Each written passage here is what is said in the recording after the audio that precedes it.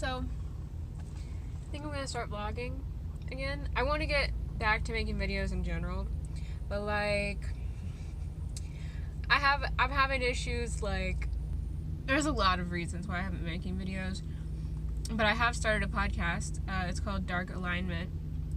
I started it with my friend. Basically what it is, it's true crime and astrology together.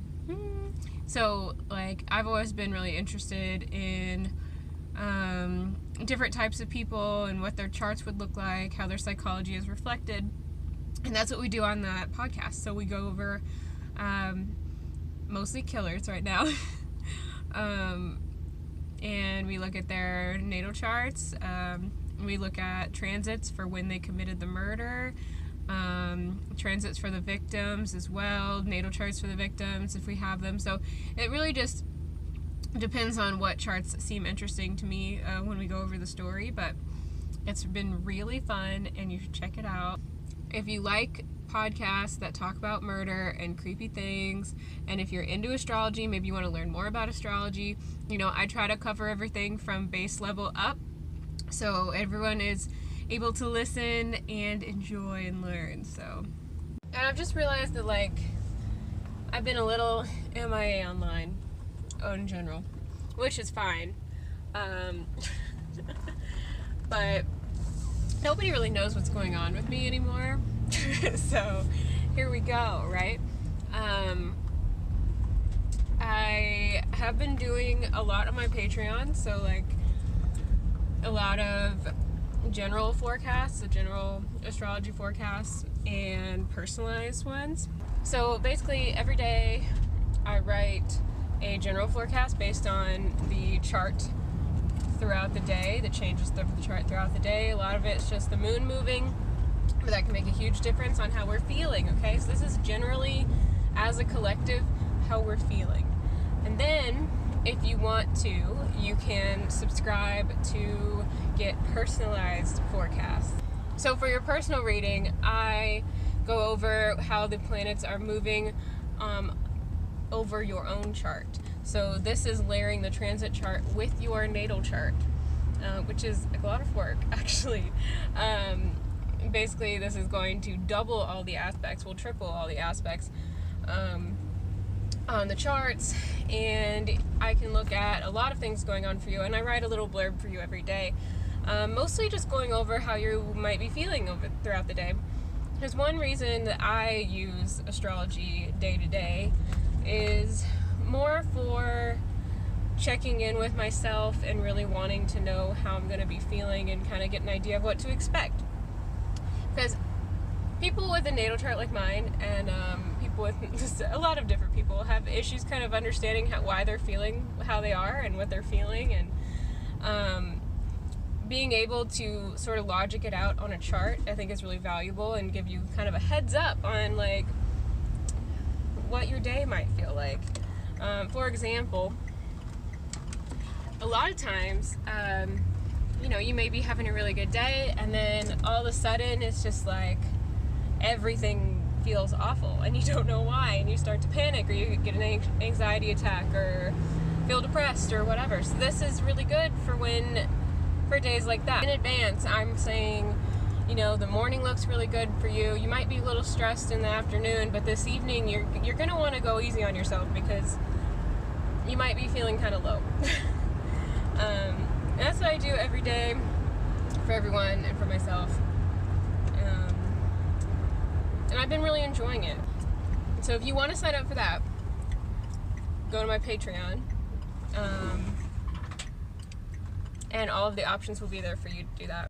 Yeah, I have a few more other astrological projects that I will be releasing over time soon. And on my Instagram, I've started putting up new kinds of posts, like things to look out for astrology-wise over the next month. So all the astrological events happening each month, I do a post on those.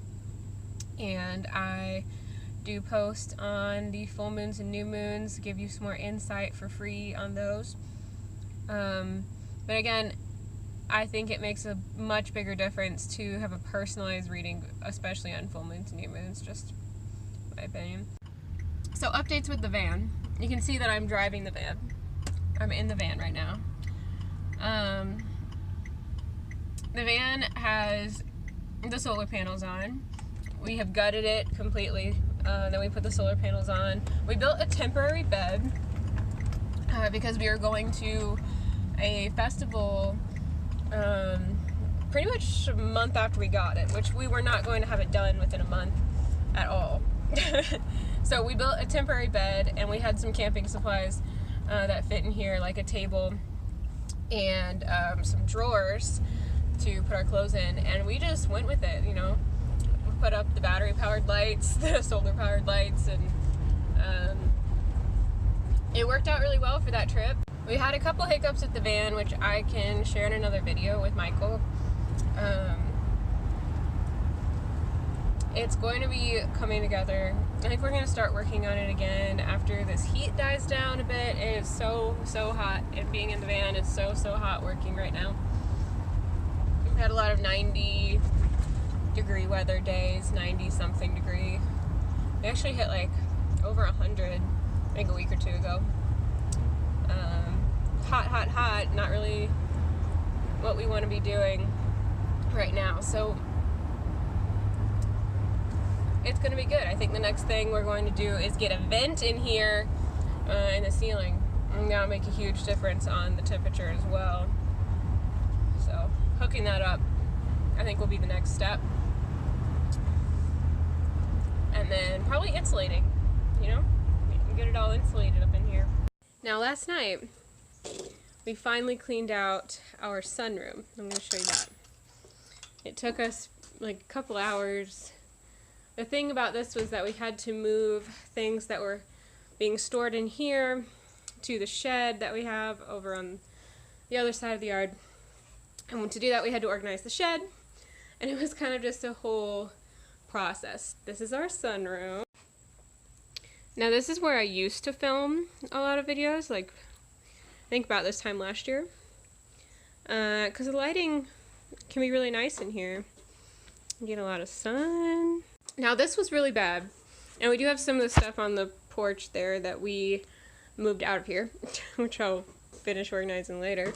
No, but this was really bad. I mean, you could only walk like along here, and you could sit in a stool right there. That's all you could do. Yesterday until yesterday evening. Yeah, so now that it is empty, I want to put maybe like a lounge type of chair here, or maybe something that could rock, like a swing. I would do hanging chairs, and I have some, except look at this beautiful wood. We can't be drilling into that wood. It'd be like impossible to replace, so I could do a stand maybe for a hanging chair. We'll just have to see. And then yesterday, oh my gosh, guys, we've got this herb garden now. I think that's our lavender. It could be something else. But it attracted a hummingbird yesterday, and I, like, freaked out. It's like, we gotta finish cleaning the screen in right now so that we can watch hummingbirds. Yeah, my goal for out here, I just want to be able to sit, like, here and lounge and look out at the yard without getting bitten by mosquitoes, because mosquitoes are so bad this year. It's like there's some kind of mutant mosquito. Like, they hurt when they sting you.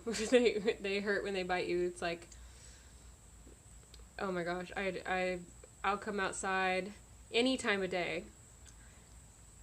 Within 10 minutes, I've got 2 bites. I don't know. We've done a lot of things to repel them. And we used to have a bug zapper at our old house, and I thought, well, maybe I should hang that up. I don't really want to hang it up because it kills bugs that aren't mosquitoes. I got distracted. So I did some research on the bug zappers, and apparently only 4% of the bugs they kill are mosquitoes, are female mosquitoes. So I don't really want to hang that up. I don't even think that would make much of a dent on the mosquitoes, and I really don't want to be killing 96, I don't want the other 96% of the bugs to be dying at all, so maybe if they're wasps, I could handle some wasp deaths around here. But or horse flies. We're looking for mosquito solutions. Let me know if you have anything good. I haven't found anything that I felt like real confident in buying yet, so send me things you know about mosquitoes, please. Aside from repelling with different plants and essential oils, because that is helpful, but some of them don't care. Some of them this year really don't care. We're just relaxing after school and work. Let's do the Thea. Let's get Thea in the video. He's not in the... Look at Thea. I want to be so too. You'll be in the video. Fish in the video too. Yeah, if you move closer to me, Thea will be in the video too. Move closer to mommy. And then Thea will be next to you in the video. See? Yeah. Do you love Thea? Yeah.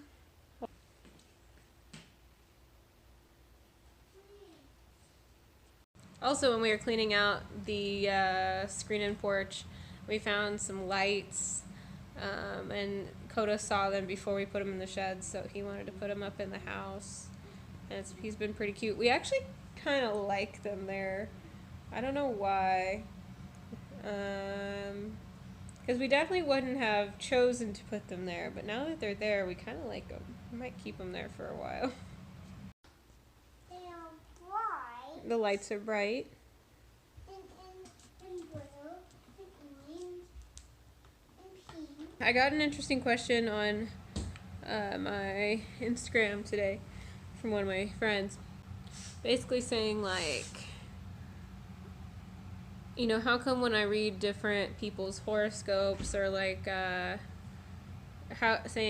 come when I read different people's astrological forecasts for the day, like they'll say different things, or you know, like why aren't they all like very consistent? And sometimes they are very consistent. So there are some things that will make the forecasts vary, and some of it is just your writing style, like maybe someone words things in a different way. Some of it could be how they are educated in astrology. Some places are teach things a little different than other places. Another thing is how long they've been studying, like maybe they haven't learned something yet. You really want to talk to astrologers who have been doing it around, like, I don't know, like close to 10 years at least. You know, I'm on like 8. So the number of years that they have been studying astrology can make a big difference, because you can't learn everything all at once. Some things take a while to really develop like a true knowledge of it, or a dimensional knowledge of it. Astrology is hard. Like there's a lot of things to learn. And you know, I think a lot of astrologers need to look at the history of everything they learn, and there's just so many steps to it. I could make a whole video like blathering on about that.